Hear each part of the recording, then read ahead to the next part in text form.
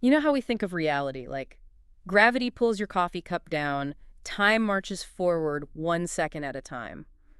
The sun comes up. It feels so incredibly solid, right? Yep, So predictable. it really does. It's the baseline for, well, everything we experience. But what happens when that baseline flickers? Yeah. What if, just for a moment, the seamless surface of life develops a ripple and reality seems to falter? That's exactly the fascinating question we're exploring in this deep dive. We're pulling insights directly from excerpts of this really interesting book, Fractures in the Code: 10 Glitches That Challenge Our Reality by Luke and Marion. And our mission today is to explore these anomalies Marion discusses, kind of unpack the core ideas from the book, and give you a shortcut to understanding concepts that might just, well, change how you look at the world a bit. Right.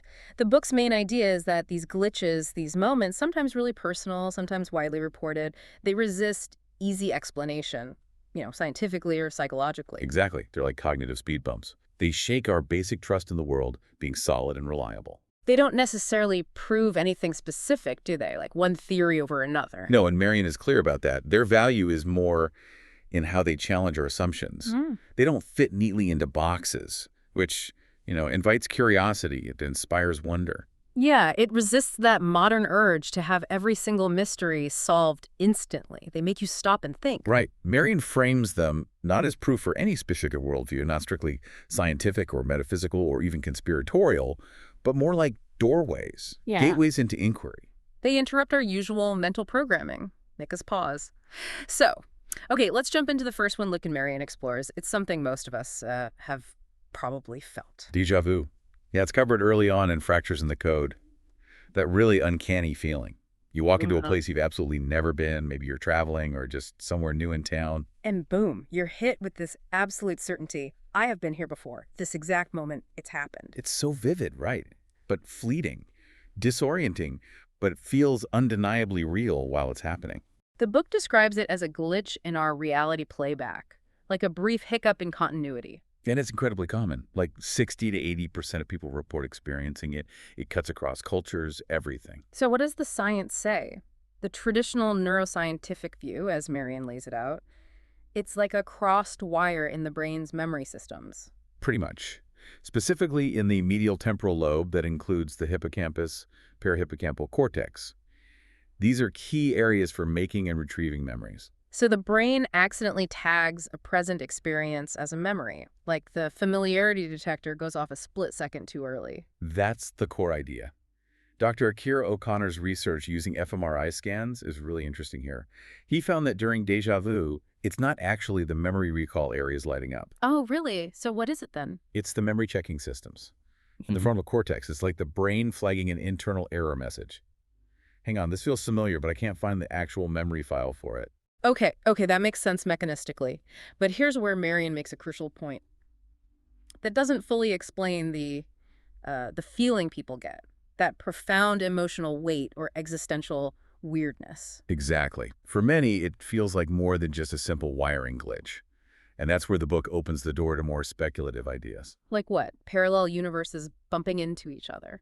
That's one theory mentioned. Hmm. Or maybe tiny flashes of precognition, seeing a moment ahead, Yeah. temporal loops, even echoes from dreams or, more esoteric ideas like past lives. And of course, the simulation theory link. If our reality is a simulation, Then déjà vu could just be a glitch in the matrix, right? an error in rendering the data, like a frame repeating in a video game.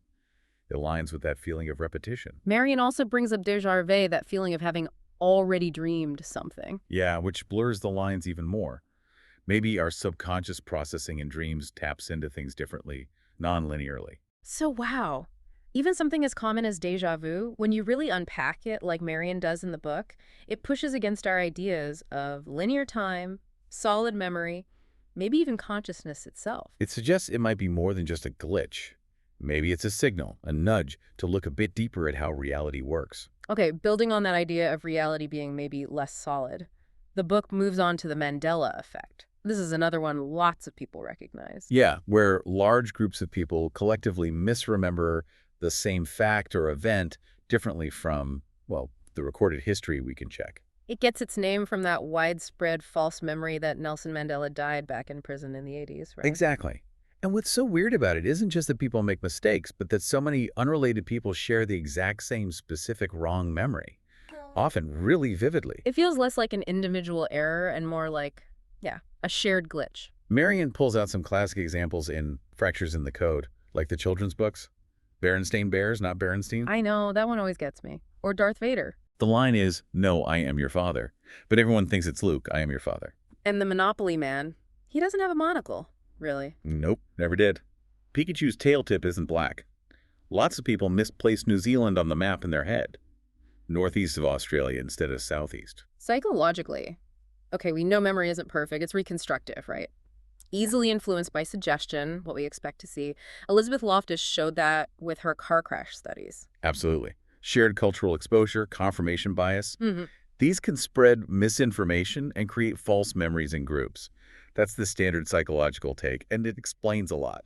But the book poses the question, why do so many people independently land on the exact same wrong detail initially, before it gets amplified online? Right. Why that specific spelling? Why the monocle? That's where the more, let's say, unconventional theories come in, like Fiona Broom's original idea. Alternate realities, timelines. Yeah, the idea that maybe these are echoes or residue from slightly different realities that maybe our consciousnesses have slid between or are picking up on somehow. It connects loosely to things like the many worlds interpretation in quantum physics, right? Echoes from branching universes. It's a fascinating, if speculative, link.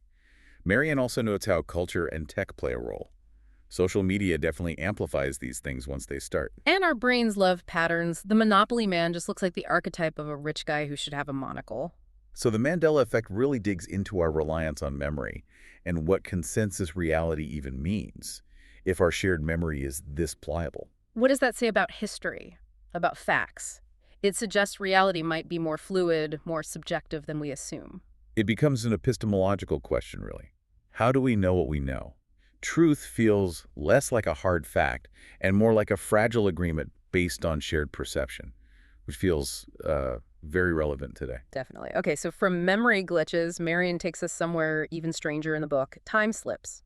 Experiences that seem to mess directly with time itself. Yeah, these are accounts where people suddenly, temporarily, feel like they've shifted into a different era, not just remembering it, but being there. The descriptions are often incredibly sensory, aren't they? Smelling odd smells, hearing old sounds, seeing people in clothes from another time. Maybe the temperature changes. And the witnesses often don't realize something's wrong at first. It feels real until suddenly their surroundings snap back or fundamentally change. They're usually brief, right, but leave a huge impression. Absolutely. Fractures in the Code mentions some famous ones, like the Moberly-Jourdain incident at Versailles in 1901. They reported seeing 18th century figures, maybe even Marie Antoinette.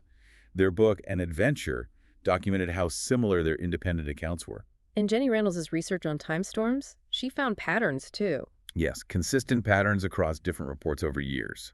Things like a strange quietness or stillness beforehand, maybe a drop in temperature, modern sounds disappearing, then it ends abruptly, leaving people feeling dazed. It makes you wonder, are there thin places in time? Spots where eras can bleed through? Well, scientifically, Einstein showed time isn't fixed. It can warp, stretch. Relativity allows for that. So could it be that all moments exist simultaneously in some way? And consciousness can somehow jump the track, maybe triggered by something local, like an electromagnetic field or quantum effects? It's highly speculative, of course, but the book touches on these ideas. Maybe momentary overlaps between parallel timelines, or some kind of resonance between consciousness and a past state. It definitely echoes folklore, stepping into a fairy mound and losing time, or vanishing legends. Right. Marion suggests these accounts challenge the idea that the past is definitively gone. Maybe time is less like a line and more like a tangled weave. Okay, that theme of reality maybe being constructed or simulated keeps coming up, Right. which leads into the book's look at glitches that resemble, well, digital errors. Exactly. Think about glitches in video games. Objects popping in and out of existence, characters walking through walls, physics going haywire. What if similar things happen in our physical world? This connects straight to the simulation hypothesis, right? Nick Bostrom's idea. Yeah, the argument that if advanced civilizations can run super detailed simulations of consciousness, and they probably would, then statistically, it's actually more likely we're in a simulation than in the one base reality. And as our own tech gets better, it seems Well, less completely impossible, doesn't it? It feels more plausible. And Marion highlights real-world anomalies that sound uncannily like digital glitches from the simulation perspective. Like what specifically? Objects vanishing, then reappearing inexplicably. Hmm. People seeming out of sync, repeating small actions, moving unnaturally. Sudden changes in the environment like the scenery had to reload. Or those weird time skips or moments of lost memory. Those really do mirror errors you'd expect in a complex digital system. And the book notes, they often carry that same unsettling feeling as other glitches. Marion links this back to quantum physics, too. Hmm. Could the observer affect reality not being definite until measured, be like a simulation rendering things only when needed, to save on processing power? Only draw the picture when someone's looking. Kind of, yeah. It could explain inconsistencies. And you see tons of anecdotal stories online, tagged, hashtag glitch in the matrix. Keys vanishing from a pocket only to turn up somewhere impossible. Missing chunks of a commute. Strangers knowing your name. Seeing someone you know in two places at once. Exactly. While they're just stories, the sheer volume and consistency of the types of glitches reported is what Marion finds interesting. It raises questions about potential limits to the universe's processing power. Like quantum randomness being a form of procedural generation. Or maybe dark matter energy or just simulation artifacts. Necessary code. It's deep speculation, but provocative. Hmm. And then there's the consciousness angle. If we are digital minds in a simulation. It weirdly echoes ancient ideas like Maya or Samsara, the physical world as illusion, consciousness as the real deal. Right. Marion even muses if these glitches could be intentional. Little nudges from the programmers, maybe. Cracks left to make us question things. Of course, the big criticism is it's unfalsifiable. You can't really prove or disprove we're in a simulation. And maybe it's just anthropocentric bias projecting our tech onto the cosmos. True. But the persistence of these glitch-like experiences keeps the idea alive, keeps people wondering. Yeah. Even people like Elon Musk have commented on the probability. So the implication is maybe some really weird moments aren't just random noise. Maybe they're features, not bugs. Reality might be more constructed, more flexible than we think. Makes you ask, what's the point of the glitch? Okay, let's shift gears slightly, but stay in the realm of the unusual. Marion also explores unexplained audio and visual phenomena, things like EVP and ITC. Electronic voice phenomenon and instrumental transcommunication.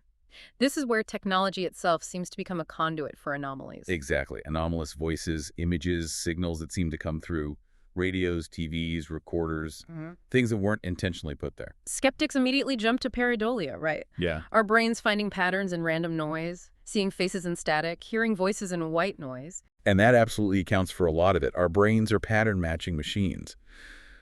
But Marion looks at cases where the persistence, the detail, the seeming intelligence, it challenges that simple explanation. So EVP is about unexplained sounds on recordings, things you don't hear live but show up on playback. Yeah. Whispers, single words, sometimes even direct responses to questions asked in the room. Konstantin Raudiev's work back in the mid-20th century is a cornerstone here. His book, Breakthrough. He claimed to have recorded thousands of these voices. 70,000 apparently. Many seemed conversational, identified themselves. And ITC, instrumental transcommunication, goes beyond just sound. It includes images or text appearing. Klaus Schreiber's Vidicom system supposedly produced faces on TV static that looked like deceased people. Marcello Bacci got famous using old tube radios. What makes these compelling, according to the book? What are the common threads? Things like apparent intelligent responses, sometimes in different languages. Emotional content in the voices. Specific names or verifiable information being given occasionally, and a consistency across different methods and researchers. It suggests something conscious might be behind it. The interpretations must be all over the place. Definitely. Communication with spirits is the classic one, but also ideas like dimensional overlap, consciousness projection, maybe our own minds influencing the devices psychokinetically, or maybe it's just a really complex technological artifact we don't understand yet. Marion notes it's hard to dismiss entirely when actual verifiable information comes through sometimes. Right. And he also touches on how intention seems to matter. Practitioners often report better results when they focus, when they're open. Does that mean the devices are responsive to emotion? To consciousness? Is there any serious scientific study? There are some, like Annabella Cardoso's controlled EVP experiments. It's controversial, obviously, but there's a small but growing inquiry at that fuzzy intersection of consciousness, acoustics, maybe even physics. So the implication here is another hint of a more interconnected reality. Something challenging our ideas about technology, perception, maybe even life and death, the universe whispering back through the static. Possibly. From technology, Marion then shifts to biology, or maybe Hmm. cryptobiology. He dives into cryptids. Ah, Bigfoot, Nessie, that sort of thing.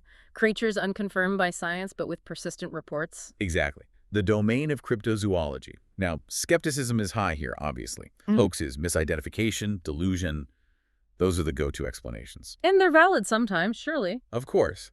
But Marion points out that nature has surprised us. Think of the okapi, the coelacanth fish, the solola antelope. These were cryptids until they were scientifically confirmed. Unknown large species do exist. And the book mentions Lauren Coleman's work, highlighting how consistent some sightings are across time and geography. Right, take Bigfoot or Sasquatch. You have reports from all over the world, really, describing a similar large, hairy, bipedal creature, often linked to indigenous traditions. Speculation about links to extinct apes like Gigantopithecus, and often reports mention a strange feeling, intense fear. Or the Loch Ness Monster. A very long history of sightings in that specific lake, but also similar reports from other deep lakes globally. Theories range from surviving plesiosaurs to unknown eel species or seals. Marion covers others too, the chupacabra, Mokelembembe in the Congo, the orang pendek in Sumatra.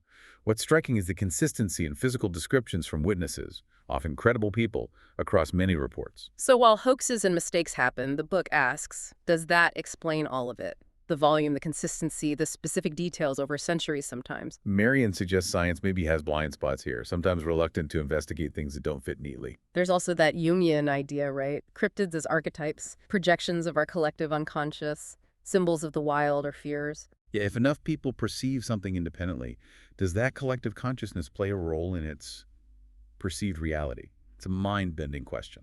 The implication then is that maybe our maps of biodiversity are incomplete. Nature still holds secrets. And discovery starts with curiosity, even about things that seem outlandish. The world might just be stranger and wilder than our textbooks admit. Okay, from unknown creatures to knowing the future, Fractures in the Code also tackles precognition and premonitions. This one directly challenges linear time. Can we actually glimpse future events? Precognition being more like direct knowledge, premonition a feeling, a warning. The implication is huge. Some part of our mind or reality accesses future info that completely messes with cause and effect. History is full of these stories. Ancient prophecies, sure, but also documented personal accounts. Abraham Lincoln's dream about his own death is a famous one. People avoiding disasters based on a sudden feeling, sometimes corroborated before the event. Is there any scientific research here? It seems so far out. It's definitely on the fringes, but yes. Dean Radin's work on presentiment is notable. He's shown measurable physiological reactions, heart rate, skin conductance in people before they're shown a random emotional image. So the body reacts before the stimulus. That's what the data suggests, like the body senses what's coming fractions of a second ahead. His meta-analyses of many studies indicate a small but statistically significant effect, anomalous access to future info. Wow. And dreams are a common way this seems to happen. Very common. People dream specific details that later come true. Especially compelling if they told someone the dream beforehand. Maybe the REM sleep state allows access to consciousness differently. Nonlinear connections. Skeptics would say confirmation bias, right? Remembering the hits, forgetting misses, or fitting memories to events after they happen. Coincidence. And those are important critiques. But Marion argues they struggle with cases that have very specific, unusual details documented beforehand, or that happen spontaneously without someone trying. If it's real, the questions are massive. Can we change the future? Free will versus fate. Is consciousness tangled up with the time itself? Exactly. Marion presents these as deep mysteries, maybe pointing to expanded consciousness, ripples across timelines, or multiverse interactions. Time as a window, not just a path. Okay, sticking with the truly bizarre, spontaneous human combustion, SHC. This is maybe one of the most disturbing phenomena in the book. Definitely. The idea that a human body can just ignite without an obvious external fire source. It's horrifying. The accounts are documented over centuries. And the hallmarks are so strange. The body intensely burned, often mostly ash, but the surroundings barely damaged, sometimes hands or feet left intact. Right. Near total incineration of the torso, minimal damage just inches away, no clear ignition point found, often a greasy residue left behind, victim usually alone and maybe immobile. The sheer intensity and selectivity are baffling. Crematoriums need extreme heat and hours to achieve that kind of reduction, especially of bone. What's the conventional explanation, the wick effect? That's the leading theory. Body fat acts like candle wax, the fuel. Clothing acts as the wick. And some small, maybe overlooked ignition source, like a dropped cigarette ember, starts a slow, smoldering burn. And forensic tests can mimic some of that. They can replicate some aspects, yes. A slow burn consuming fatty tissue via a wick. But Marion highlights the critiques. It doesn't easily explain all cases. The lack of a source sometimes, the specific patterns, the incredible speed implied in some accounts, the reduction of bone, it doesn't always add up. So what are the other ideas the book mentions beyond the wick effect? They get pretty speculative.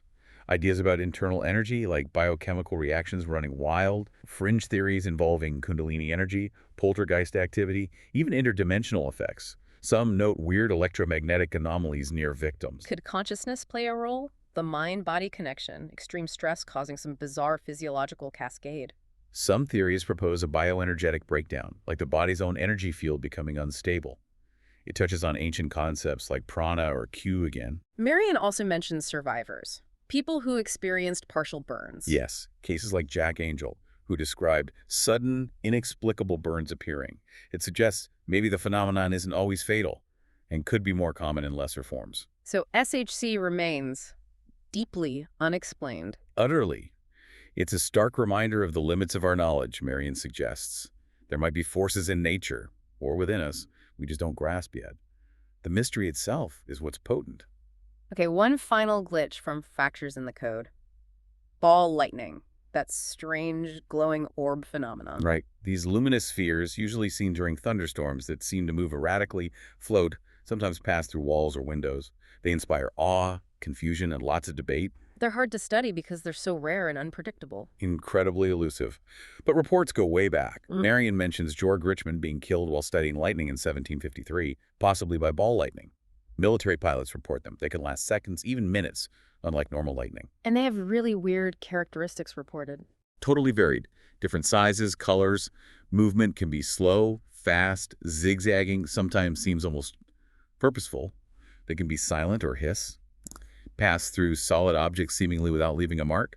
Sometimes they explode, sometimes just fade. Marion mentions specific incidents. Yeah, like a report from a plane cockpit. Flight 861.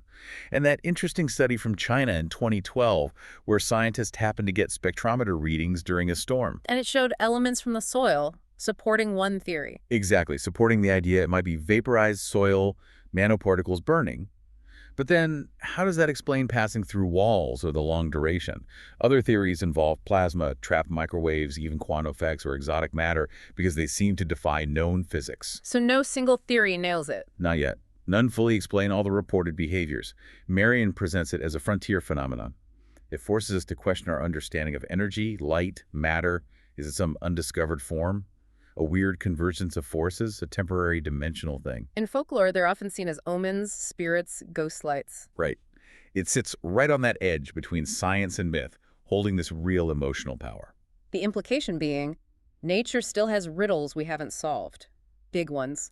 Ball lightning points right at gaps in our knowledge. It reminds us not everything that glows is understood. We need to keep exploring the elusive stuff. So, okay. We've touched on déjà vu, Mandela effect, time slips, simulation glitches, EVPITC, cryptids, precognition, SHC, ball lightning. Quite a tour through the weird side from Luke and Marion's fractures in the code. What's the big picture takeaway here, according to the book's conclusion? I think Marion argues these aren't just isolated curiosities. They're persistent disturbances. They consistently challenge our basic assumptions about how reality is supposed to work. And there's value in that uncertainty. Huge value. Science advances because of anomalies, things that don't fit the current model. Think of Mercury's orbit leading to relativity, DNA's structure coming from weird X-ray patterns. These glitches are like irritants, sand in the oyster, that can potentially lead to new pearls of understanding. Dismissing them is missing an opportunity for exploration. Exactly. And they hint that reality might be more malleable. Less like a fixed stage, more fluid, maybe even subjective, layered. Quantum physics, neuroscience. They already suggest consciousness shapes perception. Marion wonders if glitches are even part of the design. Signposts. Reminders from the universe that it's complex. Maybe. Invitations to inquire deeper. The common thread is they all exist at that boundary between the known and unknown, between physics and, well, something else. Mind and matter interacting in strange I ways. feel like cracks in the facade. Experiential cracks, yeah. Where the universe might be whispering there's more going on. And our role as observers, your role, is key.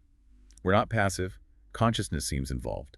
Understanding these might need a bigger view of the mind. It takes courage to look at this stuff seriously, doesn't it? To step outside the easy answers. It does. Marian emphasizes embracing ambiguity, being humble about what we don't know. Breakthroughs often come from the margins, from studying the unexplained. He calls for bringing different fields together. Physics, neuroscience, philosophy. Yes, an interdisciplinary approach. Because these anomalies are data points, even if weird ones.